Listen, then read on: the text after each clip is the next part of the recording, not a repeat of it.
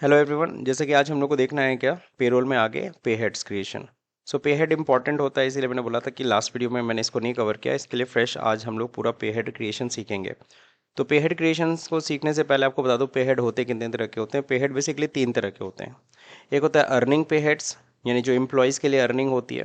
दूसरा होता है डिडक्शंस पे हेड, जो एम्प्लॉयज़ की सैलरी से क्या होता है, डिडक्ट होता है। और तीसरा होता है कॉन्ट्रीब्यूशन पे हेड, जो एम्प्लॉयर उनके फंड में पीएफ में ईएसआई में कॉन्ट्रीब्यूट करता है। तो टोटल कितने तरह के पे हेड होते हैं? तीन तरह के पे हेड्स होते हैं। तो ये तीनों पे हेड कैसे बनाएंगे, चलिए देखते हैं। पहले तो हम लोग टैली ऑन कर ले।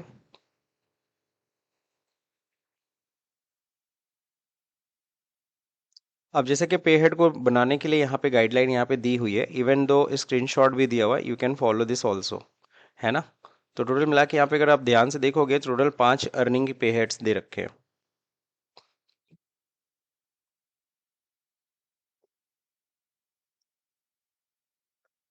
कंपनी पहले शट कर लेते हैं। हम लोग की कंपनी जो थी वो पेरोल के नाम से थी ना। अब यहाँ पे क्या करना है, सबसे पहले क्रिएट पे जाना है। क्रिएट पे जाने के बाद यहाँ पे देखो एम्प्लॉयज़ पेरोल ऑलरेडी हम लोग ने तैयार कर रखा था रेंडेंस प्रोडक्शन टाइप तक। अगला स्टेप होता है क्या, पे हेड। तो पे हेड पे जाते हैं। सबसे पहले पे हेड बनाना है किसका, बेसिक का। ठीक है ना। तो पहले बेसिक का पे हेड बनाते हैं। सबसे इंपॉर्टेंट होता है बेसिक, क्योंकि इसी पे आपका H R A D A सब कैलकुलेट होना, P F E S I भी सब इसी पे कैलकुलेट होना है। सो इसलिए बेसिक का पे हेड सही से बने, ये ज़रूरी है, इस चीज़ को इंश्योर करिएगा। अर्निंग फॉर एम्प्लॉय बिल्कुल सही है। बेसिक क्या है, एम्प्लॉय के लिए अर्निंग होती है। अब इनकम टाइप क्या है, फिक्स्ड है कि वेरिएबल है। जो बेसिक है वो फिक्स होती है नॉर्मली, वो हर महीना चेंज नहीं होती। अब देखिए यहाँ पे ये हमारी कंपनी के लिए क्या है। तो कंपनी के लिए हम लोग क्या ले रहे हैं, इसको इनडायरेक्ट एक्सपेंस, चलिए ठीक है। अफेक्ट नेट सैलरी, बिल्कुल ये सैलरी को अफेक्ट करती है। टोटल सैलरी को बेसिक सैलरी इफेक्ट करेगी कि नहीं करेगी, बिल्कुल करेगी। अब होता है पे स्लिप। सवाल सर पे स्लिप क्या होता है, जब किसी भी एम्प्लॉय को हम लोग सैलरी देते हैं तो उसके साथ साथ उसको हम लोग क्या देते हैं, एक स्लिप भी देते हैं। अब वो आजकल ऑनलाइन हो गया है, मेल कर देते हैं कंपनियां। उसमें लिखा होता है उनका क्या क्या बना हुआ है सैलरी, उसमें कितना बेसिक बना है, कितना डीए बना है, कितना एचआरए बना है, कितना क्या बना है, उनको उनको भी पता होना चाहिए ना कि उनका ये जो टोटल सैलरी उनको मिल रही है उसमें कितना क्या क्या है ना। तो वो जो डिटेल उनको मिलती है, detail of salary, that is called pay slip. क्या कहते हैं, पे स्लिप कहते हैं। अब उस पे स्लिप में ये किस नाम से प्रिंट हो, तो बेसिक नाम से प्रिंट हो, सेम। अब होता है use for calculation of gratuity. क्या ग्रेजुटी कैलकुलेशन में इसका यूज होगा, बिल्कुल होगा। ग्रेजुटी होती क्या है, पहले इसको समझिए। किसी भी ऑर्गेनाइजेशन में अगर आप कंटिन्यूअस 5 ईयर काम कर लेते हैं, कंटिन्यूअस कितने साल, 5 ईयर, जो फिलहाल का रूल है। किसी भी ऑर्गेनाइजेशन में अगर आपने 5 साल या 5 साल से अधिक अगर आपने काम कर लिया, तो हर साल कंप्लीट होने पर आपकी एक्स्ट्रा सैलरी बनेगी 15 दिन की। बात समझे। और वो कब मिलेगा, at the time of retirement और resignation, whichever is earlier. समझ गए। सपोज करो किसी कंपनी में तुमने 10 साल काम कर लिया, तो यानी 10 साल मल्टीप्लाई बाई 15 दिन, 150 दिन का पेमेंट मिलेगा। समझ रहे हो, 10 साल बाद कंपनी छोड़ के जा रहे हो तो तुम्हें 150 दिन का भी पेमेंट एक्स्ट्रा मिलेगा। बोला ना, कब मिलेगा, at the time of retirement या फिर resignation, whichever is earlier. इसके लिए भी एक्ट बना हुआ है, ग्रेजुटी एक्ट 1972। समझ रहे हो। तो जो कि हर एक कंपनी को फॉलो करना पड़ेगा। वो भी किस सैलरी के आधार पे ये 15 दिन की सैलरी बनती होगी, लास्ट ड्रॉन सैलरी के आधार पे। किस आधार पे, लास्ट ड्रॉन मतलब समझ, जब छोड़ रहे हो या रिटायर हो रहे हो उस टाइम पे क्या तुम्हारी सैलरी उसके हिसाब से 15 दिन का बनेगा। न कि जब ज्वाइन किए थे उसके हिसाब से, जब ज्वाइन किए उस समय तो सैलरी कम रही होगी, अब तो सैलरी तुम्हारी बढ़ गई होगी रिटायरमेंट पे या रेजिग्नेशन के टाइम पे। उस टाइम के आधार पे 15 दिन की एक्स्ट्रा सैलरी बनती है। समझ गए ना। कहीं कोई दिक्कत किसी को। तो वो जब ग्रेजुटी कैलकुलेट की जाएगी तो उसमें बेसिक इन्वॉल्व रहेगा कि नहीं रहेगा, बिल्कुल। बेसिक तो मेन होता है, तो यस रहेगा। अब फिर कहता है set alter income tax detail. अभी हमें इनकम टैक्स डिटेल पे नहीं जाना, ठीक है। इनकम टैक्स से कोई मतलब नहीं अभी हमें। अब यहाँ पे देखिए कैलकुलेशन टाइप क्या है, किस आधार पे आपकी सैलरी कैलकुलेट होगी, है ना। तो यहाँ पे देखो दे रखा ऑन अटेंडेंस, क्या दिया है, अटेंडेंस। जितना अटेंडेंस रखोगे उतना सैलरी मिलेगी, एब्सेंट करोगे सैलरी नहीं मिलेगी। अब होता है कि अटेंडेंस लीव विथ पे। तो इसमें है क्या, जाहिर सी बात है प्रेजेंट। क्या हो गए, देखो यहाँ पे क्या लिखा गया है। अच्छा लीव विथ पे में क्या है, अच्छा नॉट अप्लीकेबल रखना, सॉरी। लीव विथ पे में नॉट एप्लीकेबल रखेंगे हम लोग। लीव विदाउट पे कब होगा? जब बंदा एबसेंट होगा।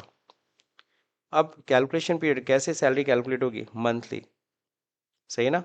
अब क्या होगा? एज पर कैलेंडर पीरियड कि यूजर डिफाइन है कैलेंडर पीरियड के साथ 30 दिन 30 दिन 31 दिन 31 दिन, तो कैलेंडर पीरियड के हिसाब से कैलकुलेट होगा।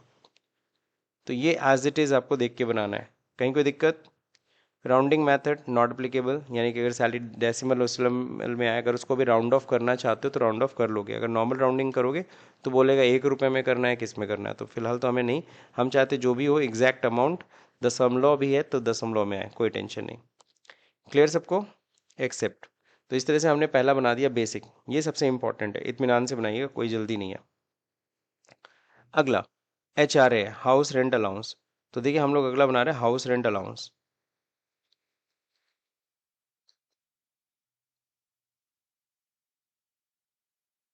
हाउस रेंट अलाउंस ये एम्प्लॉय के लिए क्या है? ये भी एम्प्लॉय के लिए अर्निंग है, सही है ना। ये फिक्स्ड होता है, ये भी परसेंटेज का फिक्स रहता है, इनडायरेक्ट एक्सपेंस है कंपनी के लिए। यस, अब चलो पे स्लिप में किस नाम से है? पूरा HRA नाम से है कि शॉर्ट में है? HRA इस नाम से आ जाए। पे स्लिप में किस नाम से प्रिंट हो? मैंने शॉर्ट नेम डाल दिया। कहीं कोई दिक्कत? ग्रेजुटी में HRA से कोई लेना देना नहीं होता है, तो ये सब नो रखेंगे। अब ग्रेजुटी कैलकुलेशन किस आधार पे होगा? अब देखो यहाँ पे ऑन अटेंडेंस नहीं, यहाँ पे तो कंप्यूटेड वैल्यू होगी। कंप्यूटेड मतलब, क्योंकि क्या होता है कि HRA का एक परसेंटेज होगा, तो वो परसेंटेज किस पे कैलकुलेट होगा? बेसिक के ऊपर। तो हमें फॉर्मूला डिफाइन करना, जब फॉर्मूला आपको डिफाइन करना है तो you need to select as computed value, enter enter. अब पूछता है किस पे कैलकुलेट होगा, तो यहाँ पे हमें फॉर्मूला स्पेसिफाई करना है, हमें फॉर्मूला बताना है। तो अनस्पेसिफाइड फॉर्मूला किसके ऊपर? बेसिक के ऊपर। तो यहाँ देखो दे रखा है बेसिक के ऊपर 1 अप्रैल से कितना परसेंटेज, तो सीधे हम परसेंटेज डाल रहे हैं, कितना परसेंट होगा? 40%, दैट्स इट। तो बेसिक का 40% आपका क्या हो जाएगा? HRA। तो ये फॉर्मूला आपने डिफाइन कर दिया। मैच करा लीजिए एक बार, सही है कि नहीं?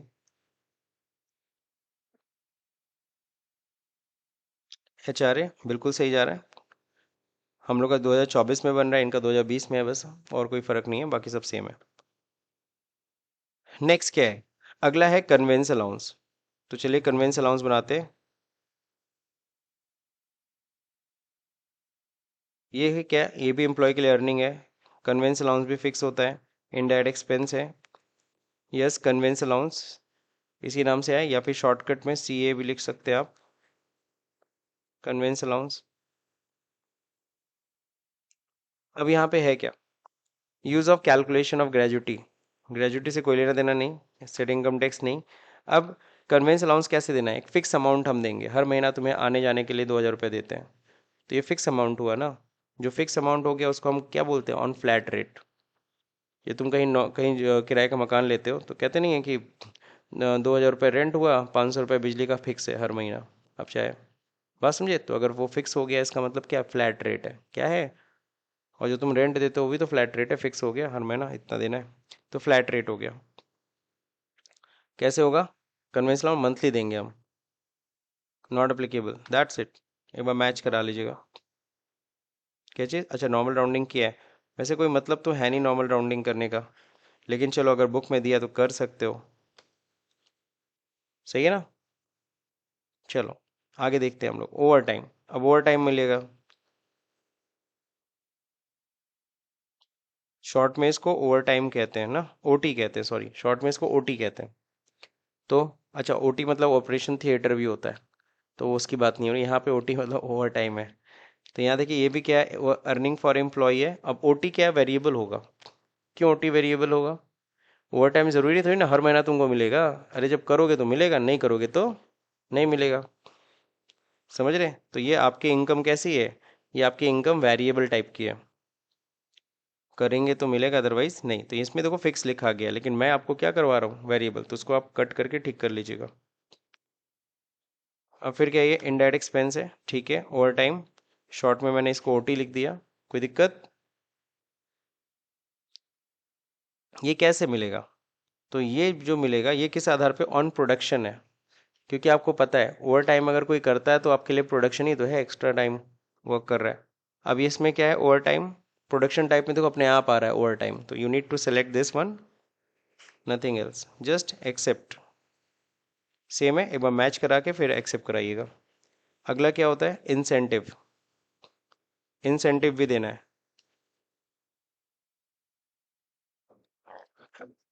इंसेंटिव जो होता है, हम्म, ये भी अर्निंग है, ये भी वेरिएबल है।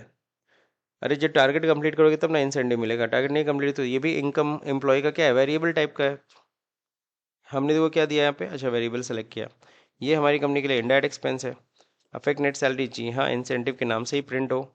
अब क्या होगा, इंसेंटिव कैसे होगा, यूज़र डिफाइन होगा, मैं खुद डिसाइड करूंगा किसको कितना इंसेंटिव देना है।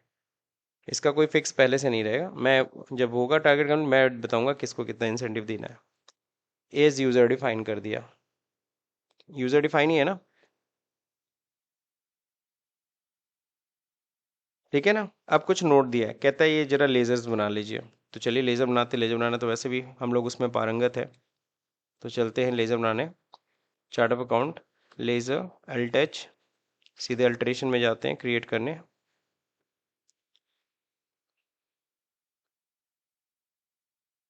कैपिटल, कैपिटल का अंडर कैपिटल अकाउंट, ओपनिंग कितना है, 3,50,000। अगला क्या, HDFC bank, bank account, opening कितना है, 3,25,000। Loan from Kotak Mahindra bank, it's a secured loan, ठीक है। How much, 1,40,000। फिर मेसर्स अल्फोंसा इंडस्ट्रीज, जो कि हैं क्या, सन्ड्री क्रेडिटर, कितना है, 30,500। डिटेल नहीं है। Outstanding rent, current liability 25,500। Machinery, fixed assets 1,85,000। Cash, cash का तो बना होगा, ऊपर दिया है, यहीं पे सीधे पहुंचते हैं, कैश का ओपनिंग चढ़ा देते हैं, 24,000। नीचे आते हैं, अब क्या है, मेसर्स सृजन ट्रेडिंग, तो ये क्या है सर, सन्ड्री डेटर, डेटर है कि क्रेडिटर है, डेटर है, 26,000। फिर है मेसर्स विशाल रिटेल, ये भी डेटर है,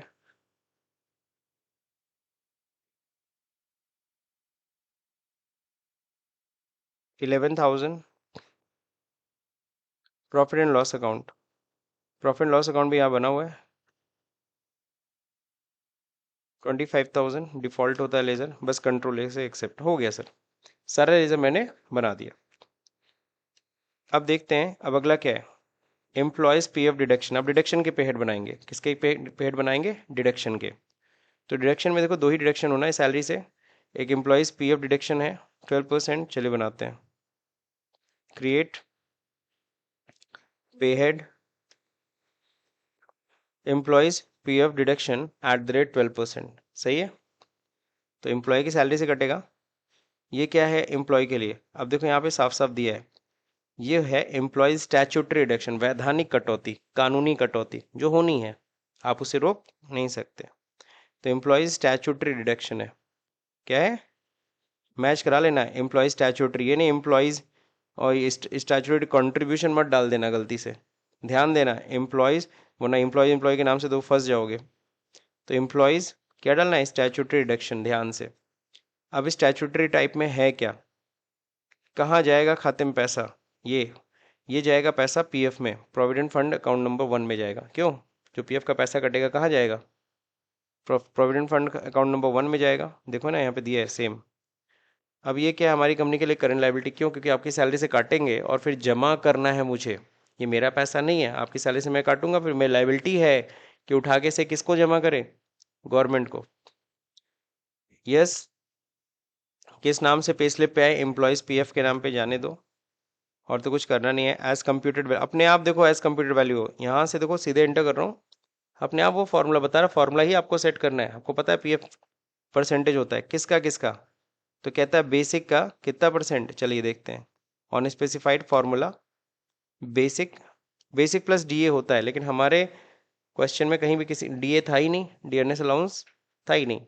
अगर होता तो बेसिक प्लस डीए का करते, लेकिन यहाँ नहीं दिया डीए, तो सिर्फ और सिर्फ बेसिक का बनेगा। बेसिक का 15,000 रुपये तक अगर आपकी सैलरी होती तो कितना परसेंट कटता, 12%। 15,000 से ऊपर जो सैलरी होगी चाहे जितनी हो जाए, हम सीधे वैल्यू काटेंगे 1,800 रुपये, नहीं 1,800 से ज़्यादा हम नहीं काटने वाले। समझ गए कि नहीं समझ गए, क्लियर है। आपकी सैलरी 10,000 है, 1,200 काट देंगे। 12,000 है, 14,400 काट देंगे। 15,000 है, 1,800 काट देंगे। 20,000 है, तब भी 1,800 काटेंगे, क्योंकि लॉ कितना कहता है, लॉ कहता है 15,000 का 12% तो कंट्रीब्यूट करना है। तो ये हो गया आपका, ये फॉर्मूला देख लेना, ऐसे सेट करना है, ठीक। अब एक होता है ईएसआई कटेगा, तो ईएसआई के लिए क्या, एम्प्लॉयज ईएसआई कंट्रीब्यूशन कितना जाएगा, 0. ESI deduction, sorry 0.75%। ये क्या है, ये भी स्टैट्यूटरी डिडक्शन है, कानूनी कटौती है। अब ये क्या, इसका पैसा कहाँ जाएगा, ये जाएगा ईएसआई में। ऊपर देखो ईएसआई है, एम्प्लॉय स्टेट इंश्योरेंस, तो इसका सारा पैसा कहाँ जाएगा, ईएसआई का पैसा काट रहे तो ईएसआई में जाएगा ना। अब ये क्या, करेंट लायबिलिटी है, yes yes, as computed value है, किस पे कटेगा, यहीं पे ध्यान दीजिएगा। ये ईएसआई है, ठीक है, सॉरी ये ईएसआई में चला गया, ठीक है। बाकी as computed on current earning total, क्योंकि आपको पता होगा कि जो ईएसआई कटता है 0.7, ये ग्रॉस सैलरी पे कटता है, किस पे कटता है, तो इसीलिए क्या है, ऑन करंट अर्निंग टोटल, जितना भी करंट अर्निंग टोटल आएगा उसका परसेंटेज कटेगा 0.75%। क्लियर, ऐसे डिफाइन कर दीजिएगा, क्योंकि ये ग्रॉस सैलरी पे कटता है, बेसिक प्लस डीए का नहीं। तो इसलिए करेंट अर्निंग टोटल यानी अभी तक जितना भी अर्निंग है सबको जोड़ लेना, उसके ऊपर कितना परसेंट, 0.75%। तो ये तो हो गया डिडक्शन के पे हेड कंप्लीट। अब क्या है, आपको पता है एम्प्लॉयर भी अपनी जेब से कंट्रीब्यूट करता है पीएफ में, और आपके ईएसआई यानी एम्प्लॉय के ईएसआई और पीएफ में एम्प्लॉयर भी अपने जेब से कंट्रीब्यूट करता है। तो उसका भी पे हेड हमें बनाना पड़ेगा। सबसे पहले एम्प्लॉयर्स ईपीएस, ईपीएस में पैसा ट्रांसफर करता है कौन, एम्प्लॉयर। तो ये देखो, ये क्या है, ये कंट्रीब्यूशन है, कौन है, employers statutory contribution, employer they रहा है वैधानिक कंट्रीब्यूशन, कानूनी रूप से उसको देना पड़ेगा, उसकी इच्छा के ऊपर निर्भर नहीं है। तो यहाँ ध्यान देना, एम्प्लॉयर्स स्टैट्यूटरी कंट्रीब्यूशन, ध्यान देना, एम्प्लॉयज मत डाल देना डिडक्शन। अगला क्या है, इसका पैसा जो होता है ईपीएस का पैसा कहाँ जाएगा, जाहिर सी बात है ईपीएस अकाउंट नंबर 10 में जाएगा, पेंशन स्कीम में जाएगा ना, जो पेंशन स्कीम का पैसा है वो पेंशन स्कीम में जाएगा, बिल्कुल सही। अब कंपनी के लिए, हमारी कंपनी के लिए, कंपनी के पॉइंट ऑफ सोचना, कंपनी जो ईपीएस में कंट्रीब्यूट कर रहा है, कंपनी के लिए क्या है, एक्सपेंस है, नेट सैलरी। अब यहाँ पे देखिए, यहाँ पे किस पे कटेगा ये ईपीएस, तो ध्यान रहे स्पेसिफाइड फार्मूला, क्या करना है, स्पेसिफाइड फार्मूला किसका, बेसिक का, बेसिक के ऊपर कितना परसेंट, तो ध्यान रहे 15,000 तक अगर सैलरी है आपकी, तब तो कटेगा परसेंटेज कितना, 8.33%। एक चीज़ मैं बता दे रहा हूँ, पेंशन फंड में अगर कई बार होता है ना, एम्प्लॉयर कहता है चलो हम हायर वेजेस पे भी हम कंट्रीब्यूट करेंगे, 20,000 का हम करेंगे 8.33, या 20,000 का हम 12%, 2,400 देंगे, ठीक है। चाहे 20,000 का 2,400 चाहे जितना भी दे दे, लेकिन तब पर भी ईपीएस में मैक्सिमम जाएगा कितना, एकदम फिक्स कर दिया गवर्नमेंट की, ईपीएस पेंशन फंड में मैक्सिमम कितना जाएगा, 15,000 का 8.33%। कितना परसेंट, 15,000 का 8.33% ही जाएगा, उससे ज़्यादा जा ही नहीं सकता। मान लो मैं 20,000, 20,000 का 8.33 नहीं जाएगा, कितने का जाएगा, 15,000 का ही। तो 8.33% वैल्यू यानी कितना मैक्सिमम जा सकता है, तुम निकालो 8.33%, 1,249 रुपये 50 पैसा आएगा, 15,000 का 8.33% कोई कैलकुलेट कर लो तुरंत अभी, तो यानी मैक्सिमम कितना कैल कैल कंट्रीब्यूट होगा, 1,249 रुपये 50 पैसा, इससे ज़्यादा कंट्रीब्यूट नहीं हो सकता। एक मिनट कैलकुलेट करके आपको दिखा दे रहा हूँ। 15,000 गुड़े 8. 33%। 1249 50 सही है ना। तो इससे ज़्यादा जाएगा ही नहीं कल को। समझ गए सब लोग। अब देखें आगे। फिर होता है क्या, अगला ईपीएफ में जाएगा 3.67। Employers EPF contribution at the rate कितना जाएगा, 3.67 एक तरीके से आप कहते हो। सही है ना। ये क्या है, ये कंट्रीब्यूशन ही है। किस में जाएगा, ये पीएफ का पैसा पीएफ अकाउंट नंबर 1 में जाएगा। याद है उसका 12 जा रहा था और इसका 3.67 एक तरीके से जा रहा है। अब ये कंपनी के लिए इंडायरेक्ट एक्सपेंस है, एज कंप्यूटेड वैल्यू है, किस पे लगेगा पता है, स्पेसिफाइड फार्मूला। लेकिन यहाँ स्पेसिफाइड फार्मूला नहीं करेंगे हम लोग, क्या करेंगे, नहीं स्पेसिफाइड, एक मिनट, यहाँ फार्मूला देखो कैसे दिया गया, जो है एम्प्लॉयज पीएफ कंट्रीब्यूशन माइनस कर दिया गया। अच्छा, अनस्पेसिफाइड फार्मूला ही सेट करना है। जो एम्प्लॉय का जो पीएफ कटेगा, एम्प्लॉय तो पूरा 12% देता है ना उसकी सैलरी से, उसमें से माइनस कर लेना, डिडक्ट, सब्सट्रैक्ट। सब्सट्रैक्ट मतलब क्या होता है, माइनस। माइनस होगा क्या, माइनस हो जाएगा 8.33%। नहीं समझ में आया, चलिए समझते हैं। तो फिलहाल ये मैं पूरा लिख दे रहा हूँ, उसके बाद मैं समझा दे रहा हूँ। परसेंटेज कितना जो भी होगा 100% वैल्यू जाएगा। यानी 12% में से 8.33 हटा दिया, जो बचा 3.6 ही बचा ना, तो वो पूरा का पूरा वैल्यू जाएगा कितना। सवाल उठता तो क्यों नहीं सर सीधे लिख दिए बेसिक का 3.67, क्योंकि वो गलत हो सकता था। अब वो गलत क्यों हो सकता था, चलिए इसको समझते हैं, क्योंकि ये मैक्सिमम लोग को नहीं समझ में आता, तो आपको एक बार समझाने की कोशिश करता हूँ। देखिए, अगर किसी की सैलरी, ये मिस्टर ए है, मिस्टर बी है, अरे यार,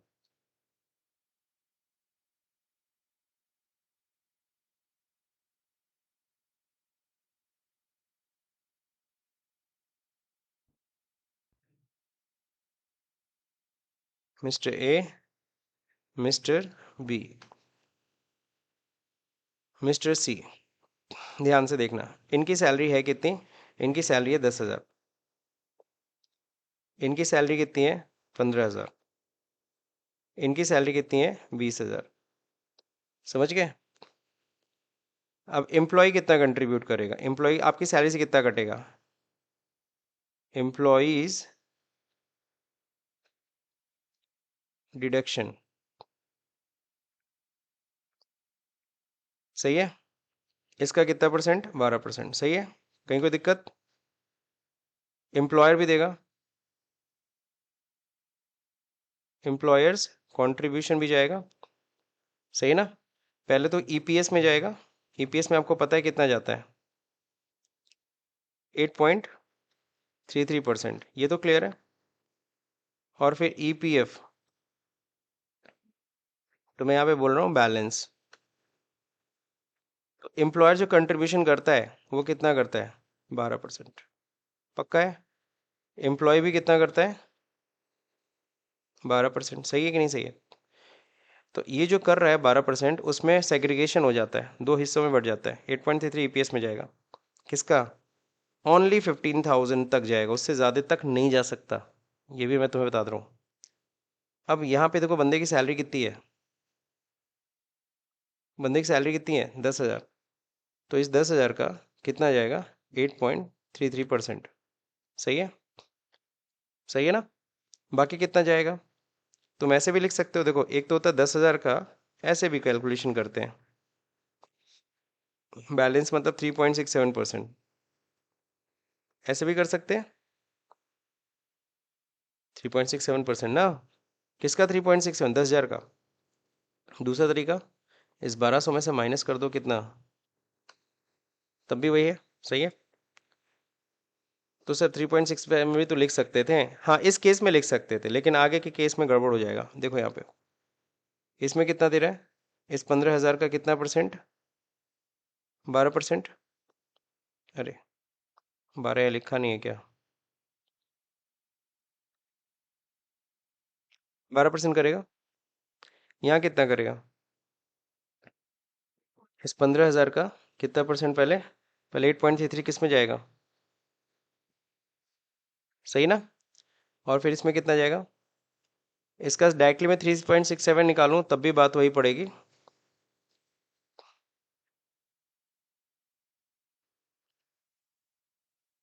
इसका मल्टीप्लाई भाई कितना परसेंट? 3.67 भी कर सकते हो, अदरवाइज क्या है, इसमें माइनस भी कर सकते हो। इस 1800 में से, सॉरी, इस 1800 में से माइनस कर दो, कितना?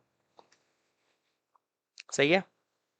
और सर आप ऐसे भी तो कर सकते थे, वो भी तो सही आता। 15,000 का डायरेक्टली कितना परसेंट? 3.67 कर लेते तब भी तो वही आता। हाँ बोले, हाँ एकदम सही आता। कितना परसेंटेज नहीं लगाए, पॉइंट नहीं लगाए। सही है, 550 तब भी तो वही आता। तो सर वो माइनस वाला क्यों कर रहे हैं? रीज़न है, अब बता रहा हूँ। अब किसी की सैलरी कितनी है? 20,000 है। एम्प्लॉयर कहता है कि तुम्हारी सैलरी 20,000 है। हालांकि लॉ कहता है 15,000 तक करना कंपलसरी है, लेकिन तुम्हारा एम्प्लॉयर बहुत अच्छा है, कहता नहीं हम 20,000 पे करेंगे। ठीक है ना? कितने पे करेंगे? 20,000 पे करेगा। हायर सैलरी पे तुम्हारा कंट्रीब्यूट करने के लिए वो रेडी है। लॉ कितना कहता है, कितने तक करना कंपलसरी है? 15,000 पे करना कंपलसरी है। 20,000 तो आप 15,000 पे भी कर सकते हो, है ना? उतना कर दोगे तो हमको कोई बुरा नहीं लगेगा। लेकिन अगर तुम चाहो हायर वेजेस पे भी करना तो कर सकते हो। तो ठीक है सर, कंपनी इस बार रेडी है। तुम्हारे 20,000 पे पूरा कंट्रीब्यूट, तुम्हारे पहले तो तुम्हारी सैलरी से पूरा काट रही है 12%। तुम भी ठीक लगाए, चलो कटने दो 2,400 रुपये, है ना? फिर यहाँ करेगी जब 15, यहाँ जब करेगी 8.33% पेंशन का, तो यहाँ पे भी तो 20,000 का होना चाहिए। कितना परसेंट? 8.33%। बस यही तो समझा रहा था कि पेंशन स्कीम में किसी भी तरीके से भले हायर वेजेस पे एम्प्लॉयर करे, लेकिन पेंशन स्कीम में 15,000 के 8.33% से ज़्यादा कंट्रीब्यूट हो ही नहीं सकता।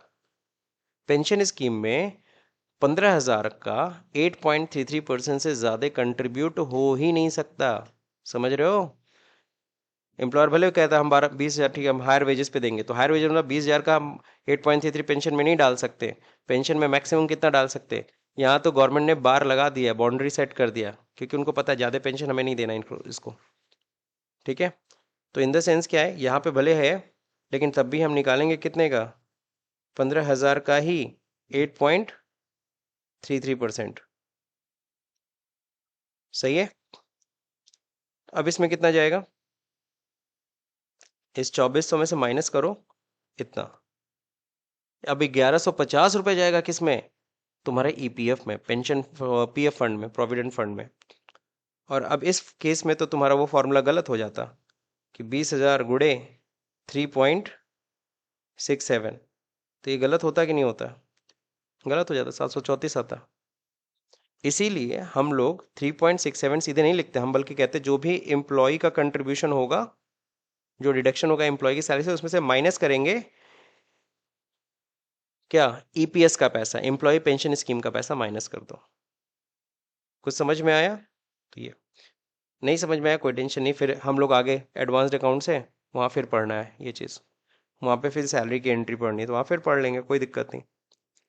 तो इसीलिए हम लोग ये फॉर्मूला सेट करते हैं कि एम्प्लॉय पीएफ में से माइनस होगा कितना? जो भी ईपीएस होगा 8.33%, जो भी अमाउंट होगा। क्योंकि एक बार फिर से बोल रहा हूँ, पेंशन स्कीम में किसी भी तरीके से 15,000 के 8.33% ज़्यादा कंट्रीब्यूट हो ही नहीं सकता। आपकी सैलरी 40,000, एम्प्लॉयर अगर हम 40,000 पे कंट्रीब्यूट करो, तुम 40,000 पे कंट्रीब्यूट, लेकिन पेंशन स्कीम में 15,000 का 8.3% से ज़्यादा नहीं आप कंट्रीब्यूट कर सकते। बाकी पैसा आप किस में डालिए? पीएफ में। बाकी पैसा किस में जाएगा? पीएफ में ही जाएगा। यानी कि माइनस करने के बाद जो भी अमाउंट पड़े आएगा वो 100% अमाउंट जाएगा किस में? पीएफ कंट्रीब्यूशन में। चलिए ठीक है, मेरे हिसाब से काफ़ी हद तक समझ में आया होगा, नहीं आया होगा तो बात अलग है। आगे देखते हैं और क्या है सर टेबल में।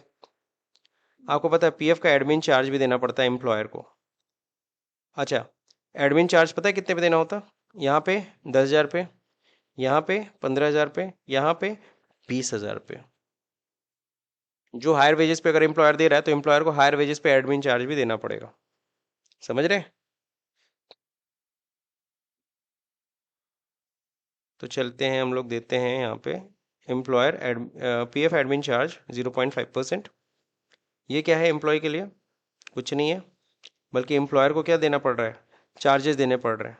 एम्प्लॉयर्स अदर चार्जेस, देखते हैं हमारे चार्ट में क्या है, वही है ना, एम्प्लॉयर्स अदर चार्जेस। एम्प्लॉयर को कुछ चार्जेस भी देने पड़ रहे हैं, और ये चार्जेस किसका है? Admin charge of account number 2, admin charge है ना। करंट लायबिलिटी है, देना पड़ेगा, करंट लायबिलिटी है ना।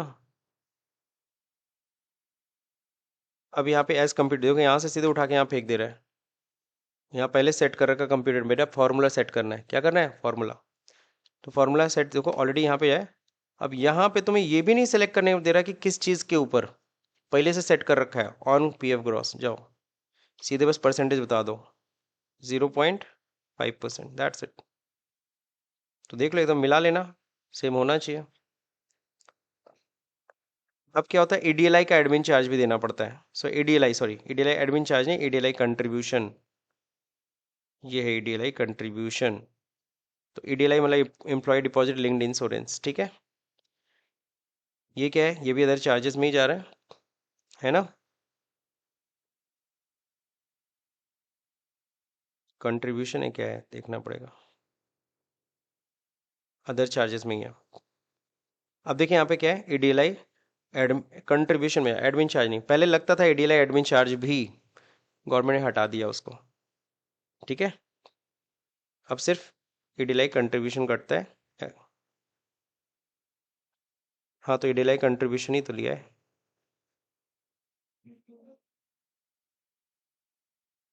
ईडीएलआई कंट्रीब्यूशन जा रहा है, ईडीएलआई की कंट्रीब्यूशन 0.5% है। पहले ईडीएलआई एडमिन चार्ज का भी बनता था, एक और गवर्नमेंट ने बंद कर दिया, मना कर दिया। ये कब मना किया? 2022 में, 2022 कह रहा हूँ, 2020 में ही मना कर दिया। 2020, 19 20 में शायद बंद किया। अब देखिए यहाँ पे करंट लायबिलिटी है, बाकी एज कंप्यूटेड वैल्यू। यहाँ पे भी देखो पीएफ ग्रास पकड़ लिया। अब बताओ परसेंटेज कितना कटेगा? 0.5%। हो गया। अब क्या करना है, ये तो कंप्लीट हो गया सर। और ईएसआई कंट्रीब्यूशन भी एम्प्लॉयर देगा। सर ईएसआई कितना जा रहा है? 3.75। इसमें एम्प्लॉयर ज़्यादा देता है। ये क्या है? स्टैट्यूटरी कंट्रीब्यूशन है ना। क्या है? कंट्रीब्यूशन किस में जाएगा?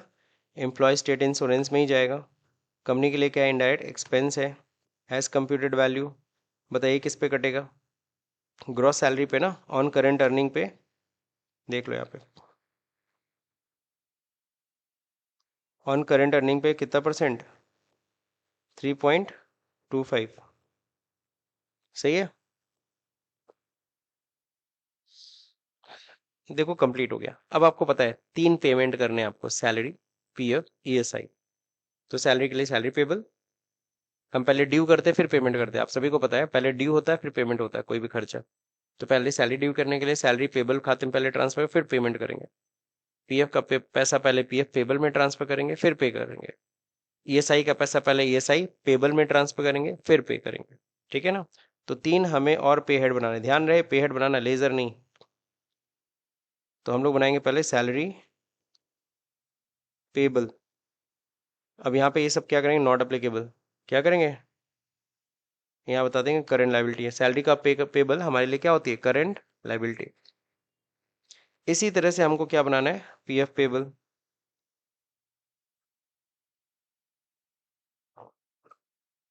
करंट लायबिलिटी, ईएसआई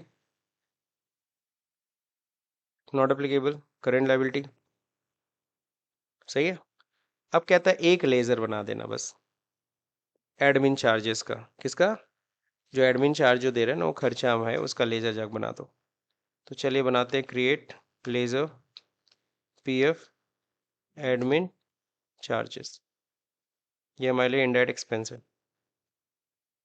सही है, दैट्स इट। तो यहाँ तक कंप्लीट हो गया। अगला क्या है? 11 नंबर, डिफाइनिंग सैलरी स्ट्रक्चर। अब क्या करना है? सैलरी स्ट्रक्चर डिफाइन करना है। समझ गए ना। तो सैलरी स्ट्रक्चर डिफाइन कैसे करता है, एक एम्प्लॉय का मैं बता दे रहा हूँ, बाकी का आप डिफाइन कर लेना, ठीक। तो सैलरी स्ट्रक्चर कैसे डिफाइन करेंगे? हर एम्प्लॉय का अल्टर में जाएंगे, डिफाइन सैलरी किसका करना है? अकाउंट। कहाँ पे अकाउंट का करना है, किसका करना है? तो डिफाइन सैलरी अनूप कुंदू का। मेरे पास एक ही एम्प्लॉय है, आप सारे बनाए होंगे, आपके पास सारे डिस्प्ले कर रहे होंगे। तो अनूप कुंदू ऑलरेडी मैंने सेलेक्ट कर रखा है। कब से सैलरी इफेक्टिव है? ये 1 अप्रैल से। सही है। अब इनका सबसे पहले बेसिक कितना है?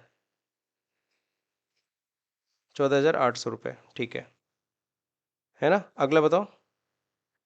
HRA कितना है? वो तो ऑलरेडी देखो कंप्यूटेड, ऑलरेडी उसका फॉर्मूला लगा पड़ा है, तो इसलिए कुछ नहीं मांगेगा। और बोलो कन्वेंस अलाउंस। सीरियल वाइज है ना, सीरियल वाइज, जैसे सीरियल वाइज दे वैसे ही डालना। कन्वेंस अलाउंस इसके बाद। तो हर महीने कितना देते हैं? याद है फ्लैट रेट था आपका। अगर ये सब कॉलम नहीं आएगा, F12 करके क्या करिएगा, ये सब ऑन कर लीजिएगा, तो आपका दिख जाएगा। और बताइए इंसेंटिव कितना? यूजर डिफाइन, वो ऑलरेडी है। अगला बताइए। ओवर टाइम कितना? और बताइए। Employees PF।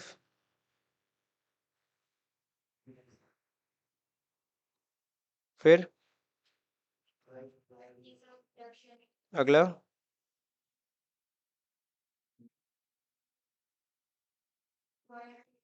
सीक्वेंस का ध्यान रखिएगा। नहीं समझे? पता चला इसमें तो आपने ये सीक्वेंस डाला, अगले वाले एम्प्लॉय में कोई और सीक्वेंस डाल दिया। तो सीक्वेंस का ध्यान रखिएगा, सीक्वेंस हर सब में क्या होना चाहिए? सेम। बस आपसे ये 3 अमाउंट मांगेगा। पहला बेसिक का अमाउंट मांगेगा, दूसरा अमाउंट कन्वेंस का, तीसरा अमाउंट ओवर टाइम का। बाकी किसी का अमाउंट नहीं मांगेगा, क्योंकि सबका फॉर्मूला सेट है already. As computed computed computed computed मतलब फॉर्मूला सेट है, फॉर्मूले से निकाल लेगा। एक्सेप्ट। तो आप लोग का टास्क है, सारी एम्प्लॉयज़ का सैलरी यहाँ पे स्ट्रक्चर दे रखा है, किसको कितना देना है, कोयल घोष तक आपको सबको बना देना है। ठीक है। अब सर जी यहाँ तक कंप्लीट। अब अगला है वाउचर एंट्री। यानी अभी तक हम क्या कर रहे थे? मास्टर्स। किस पे थे? मास्टर्स पे थे। अब जाके क्या करना है? वाउचर। तो वाउचर एंट्री हम लोग सीखेंगे नेक्स्ट क्लास में, है ना। अभी यहाँ तक मेरे ख्याल से आपको समझ में आ गया होगा। वाउचर एंट्री तो बहुत आसान है, बहुत मजा आएगा वाउचर एंट्री करने, लेकिन उसके लिए बहुत जरूरी है कि हमारा मास्टर सब सही सही बनाओ। अगर यहाँ गलती होगी तो वहाँ तो भैया हालत खराब होगी फिर। ठीक है ना। सो टेक केयर, इसको करिएगा। सो आज के लिए इतना ही।